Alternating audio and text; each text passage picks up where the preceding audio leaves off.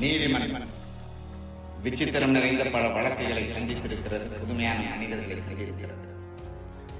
ஆனால் இந்த வழக்கு விசித்திரமும் அல்ல, வழக்காடு நானும் புதுமையான மனிதன் வாழ்க்கை பாதையிலே சர்வ சாதாரணமாக தென்படக்கூடிய ஒரு ஜீவன் தான். கோவிலிலே குழப்பம் விளைவித்து பூசாரியை தாக்கினேன், குற்றம் சாட்டப்பட்டிருக்கிறேன். இப்படி நீங்கள் எதிர்பார்ப்பீர்கள் நான் இதையெல்லாம் மறுக்கப் போகிறேன். இல்லை, நிச்சயமாக இல்லை. கோவிலிலே குழப்பம் விளைவித்தேன், கோவில் கூடாது என்பதற்காக, கோவில் கொடியவரின் கூடாரமாய் இருக்கக்கூடாது என்பதற்காக பூசாரியை தாக்கினேன். அவன் பக்தன் என்பதற்காக, பக்தி பகல்வேசமாய் ஆகிவிட்டதை கண்டிப்பதற்காக. உனக்கு ஏன் இவ்வளவு அக்கறை? உலகத்தில் யாருக்கும் இல்லாத அக்கறை என்று கேட்பீர்கள். நானே பாதிக்கப்பட்டேன், நேரடியாக பாதிக்கப்பட்டேன். சுயநலம் என்பீர்கள். என் சுயநலத்திலே புதுநலமும் கலந்திருக்கிறது. ஆகாரத்திற்காக அழுக்கை சாப்பிட்டு தடாகத்தை சுத்தப்படுத்துகிறதே மீன். அதை போல என்னை குற்றவாளி என்கிறார்கள். இந்த குற்றவாளியின் வாழ்க்கை பாதையிலே கொஞ்ச தூரம் பின்னோக்கி நடந்து பார்த்தால் அவன் கடந்து வந்த காட்டார்கள் எவ்வளவு என பார்த்தான்.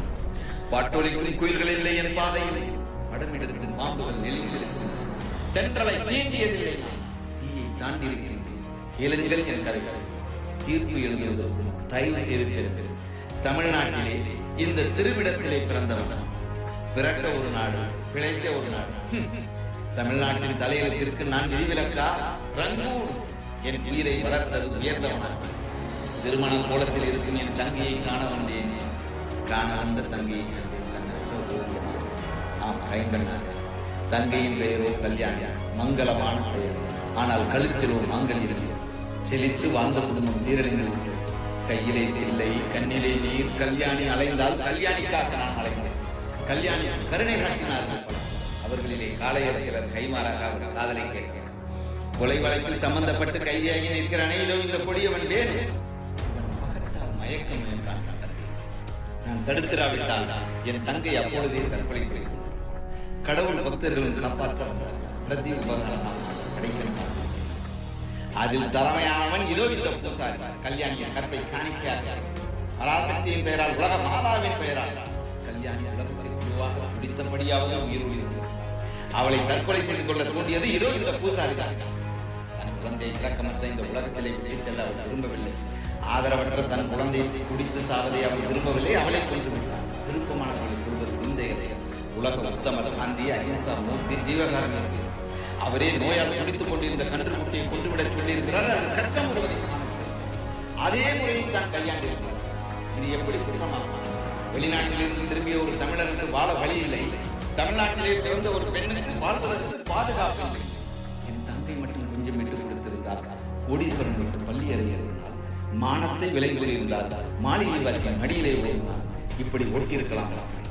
இதைத்தானா இந்த நீதிமன்றம் விரும்புகிறது? பகட்டு என் தங்கையை விரட்டியது, பயந்து ஓடினான். பணம் என் தங்கையை துரத்தியது, மீண்டும் ஓடினான். பக்தி என் தங்கையை பயமுறுத்தியது, ஓடினான் ஓடினான், வாழ்க்கையின் ஓரத்திற்கே ஓடினான். அந்த ஓட்டத்தை தடுத்திருக்க வேண்டும், வாட்டத்தை போக்கியிருக்க வேண்டும் என்று சட்டத்தை நீட்டுவோம். செய்தார்களா?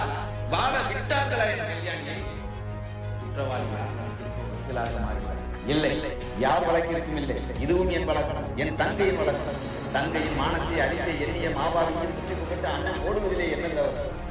கல்யாணி தற்கொலை செய்து கொள்ள முயன்றது ஒரு குற்றம், குழந்தையை கொண்டது ஒரு குற்றம், நான் பூசாரியை தாக்கியது ஒரு குற்றம்.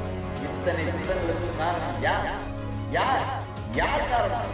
கல்யாணியை கண்டித்து வழியில்லாதவளாக அலைவிட்டது யார்? விதியின் குற்றமா அல்லது விதியின் பெயரை சொல்லி வயிறு வளர்க்கும் வீரனின் குற்றமா? பணம் பறிக்கும் கொள்ளை கூட்டத்தை வளர விட்டது யார் குற்றம்? பஞ்சத்தின் குற்றமா அல்லது பஞ்சத்தை மஞ்சத்திற்கு வரவழைத்த மஞ்சளின் குற்றமா? கடவுள் பெயரால் காவலீலை நடத்தும் போலி பூசாரிகளை நாட்டிலே நடமாட விட்டது யார்? கடவுளின் குற்றமா அல்லது கடவுள் பெயரை சொல்லி கலாச்சாரம் கைகளின் குற்றமா? இந்த குற்றங்கள் கலையப்படும் வரை தனசேகரங்களும் குணசேகரங்களும் குறைய போவதில்லை. இதுதான் எங்கள் வாழ்க்கையை எந்த பக்கம் புரட்டினாலும் காணப்படும் பாடம், பகுத்தறிவு, பயனுள்ள அரசியல் வாழ்க்கை. இந்த அச்சம் எவ்வளவு காலத்திற்கு இருக்கிறதோ அவ்வளவு காலத்திற்கும் ஆட்சியில் யார் இருந்தாலும் இல்லாவிட்டாலும் அண்ணாதுரைதான் இந்த நாட்டை ஆழ்வதாக கூறும்.